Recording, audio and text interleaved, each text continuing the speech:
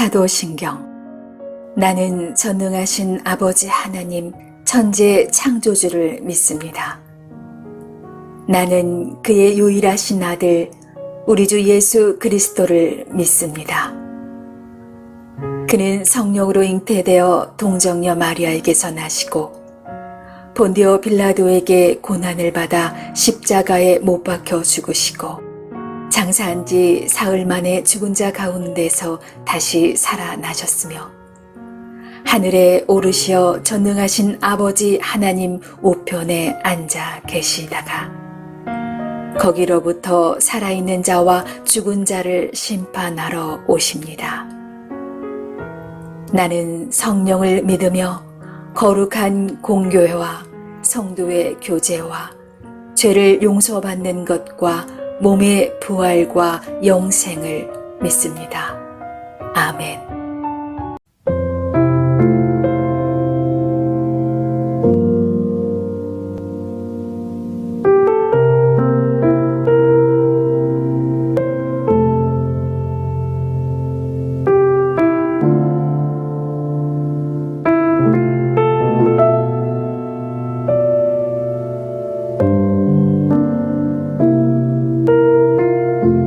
나의 나 된 것은 은혜라 지금까지 주의 은혜라 지금 이 순간도 은혜라 모든 것이 주의 은혜라 어둠에서 빛으로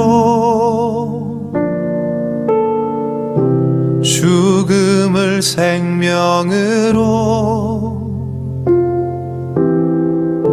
선으로 바꾸시니 십자가의 은혜라 나의 나 된 것은 은혜라 지금까지 주의 은혜라 지금 이 순간도 은혜라 모든 것이 주의 은혜라 모든 것을 이루신 하나님의 어린 양 생명의 길 되시니 은혜 위에 은혜라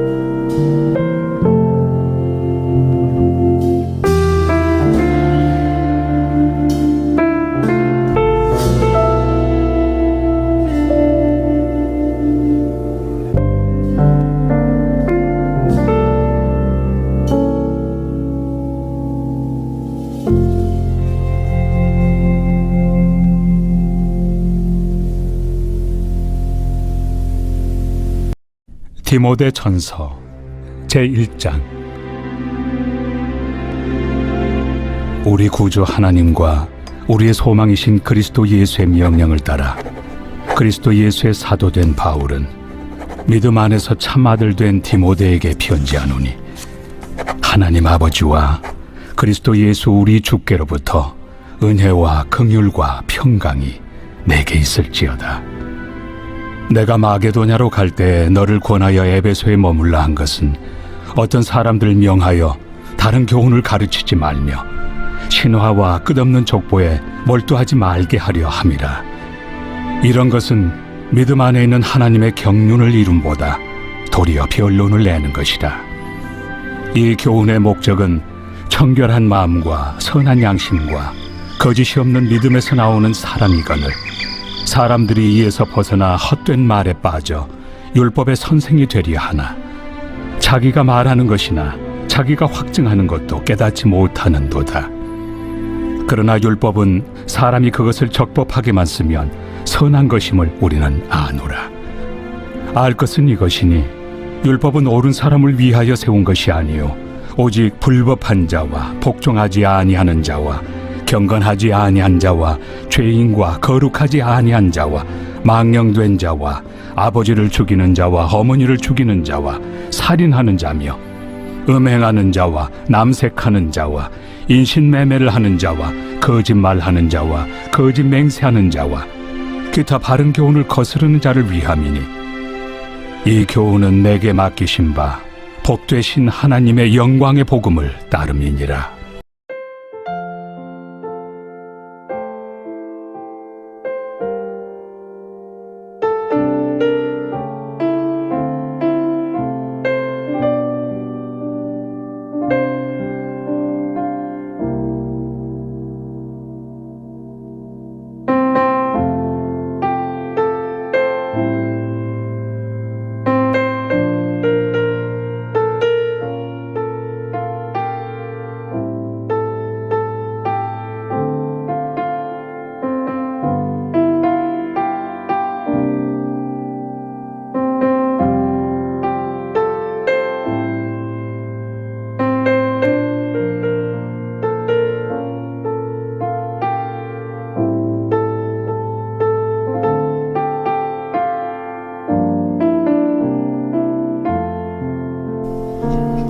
샬롬. 오늘도 복된 하루 하나님의 은혜와 평강이 우리 삶에 넘칠 수 있기를 원합니다.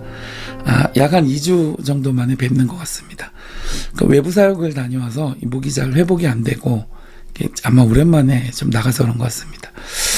그리고 또 그간 이어온 온라인 사역에 대해서 좀 생각해보는 시간을 가졌습니다. 뭐 다른 거 없는 것 같습니다. 그냥 열심히 하는 거 외에 뭐가 있을까, 그런 생각이 들었습니다. 오늘부터 이제 이 디모데전서 말씀을 묵상하게 되는데요. 이 디모데전서는 바울이 자신의 후계자이자 또 제자로서 이 디모데에게 보내는 서신입니다. 함께 읽은 말씀 2절을 보면 편지의 서두에 해당하는데, 은혜와 긍휼과 평강을 구하며 그를 축복했습니다. 여러분, 참된 이 그리스도인은 은혜 받은 자입니다. 당시 최고의 율법학교였던 이 가말리엘 문화에서 교육을 받고 또 율법에 정통한 학자로, 또 누구보다 율법에 대해 열심히 있는 유대인으로 살았던 바울은 그가 다메섹 도상에서 부활하신 예수를 만난 이후로는 완전한 변화를 받아서 율법과 행함이 아닌 믿음으로 말미암아 은혜로 구원을 받는 이신칭의의 교리를 전하는 전도자가 되었습니다. 여러분, 은혜로 구원을 받는 겁니다. 이와 같이 여러분, 은혜는 바울 신앙의 핵심이자 핵심이고 또 그의 삶을 이끈 원동력이었습니다. 우리가 흔히 생각할 때 이 바울은 어떤 그의 뭐 이런 출중한 결단과 헌신, 탁월한 지성, 또 그런 대단한 열심 같은 것들이 어떤 그의 사역의 원동력이지 않을까 생각하기가 쉽습니다만은, 왜냐하면 그 어떤 사역의 행로들을 보면 정말 쉽지 않고 또 평범하지도 않은 그러한 사역의 길을 끝끝내 감당해 가면서 또 성령께서 그와 놀랍게 역사하시는 그런 사역들을 많이 발견하게 되기 때문입니다. 그러나 이 바울 사도 자신은 고린도전서 15장 10절에서 이렇게 말했습니다. 나의 나 된 것은 하나님의 은혜로 된 것이다. 내가 혹여 다른 모든 사도보다 더 많이 수고했을지 모르겠지만은 그러나 그것조차도 내가 한 것이 아니고 오직 나와 함께 하신 하나님의 은혜로 감당한 것이라 그랬습니다. 그러니까 바울이 바울 될 수 있었던 이유, 그가 자신에게 맡기신 그리스도의 사명을 완수할 수 있었던 원동력은 그가 은혜를 잃지 않았기 때문이었던 것입니다. 특별히 여러분, 구원받는 은혜는 죄로 인해 아무 자격이 없는 죄인에게 값없이 거저주시는 무조건적이고 일방적으로 베푸시는 하나님의 사랑입니다. 그렇기 때문에 그러한 은혜의 결과로 구원받은 성도라면 역시 하나님의 은혜 없이는 절대로 승리의 삶을 살아갈 수가 없는 것입니다. 바울이 그의 사역을 끝까지 완성할 수 있었던 것은 다시 말씀드리지만 그 자신의 고백대로 은혜를 끝까지 잃지 않았기 때문이었습니다. 바울이 고백하는 바 모든 것이 하나님의 은혜다라는 말은 바로 이것을 뜻하고 있는 것이었습니다. 삶의 원동력이 은혜였던 것입니다. 은혜를 받은 사람의 심령은 하나님께 대하여 반응하게 되어져 있습니다. 세상적인 것들에 반응하는 것은 내 안의 욕심, 탐욕, 어떤 시기, 질투 같은 것들입니다. 그러나 은혜가 있는 사람은 말씀을 들을 때 마음이 감동이 되고 또 찬양의 고백에 마음이 움직이며 하나님 나라를 소망할 때에 담대해집니다. 여러분, 그것이 바로 평강입니다. 오늘 말씀에 바울은 또 평강을 구하며 디모데를 축복했죠. 평강은 이와 같이 따로 존재하는 것이 아니고 여러분, 은혜가 있는 사람은 하나님의 긍휼의 마음, 이제 이것은 죄인을 불쌍히 여기시는 하나님의 자비로움인데 그 긍휼과 자비로움에 감격하며 감사를 알게 됩니다. 은혜가 있는 사람은 하나님의 구원의 은혜 안에 거할 때에 비로소 그에게 평강이 함께하게 되는 것입니다. 지금 바울의 환경, 또 에베소에서 목회하고 있는 이 디모데가 환경만 놓고 보면 평강과는 거리가 멀다고 할 수 있을 것입니다. 그러나 평강은 환경과 조건이 아니라 바로 은혜로부터 나옵니다. 하나님의 긍휼로부터 나옵니다. 그러므로 은혜가 충만한 사람은 그 마음이 부요하고 평안하며 마음의 평강이 넘치게 되는 것입니다. 사랑하는 여러분, 은혜를 결코 가볍게 여기지 마시고 받은 은혜를 소멸시키지 말고 은혜 안에 깊이 거하시기를 주님의 이름으로 축복해드립니다. 하나님의 은혜가 승리의 열쇠이고 신앙의 깊이이며 삶의 원동력이 되어질 수 있기를 주님의 이름으로 축복해드립니다.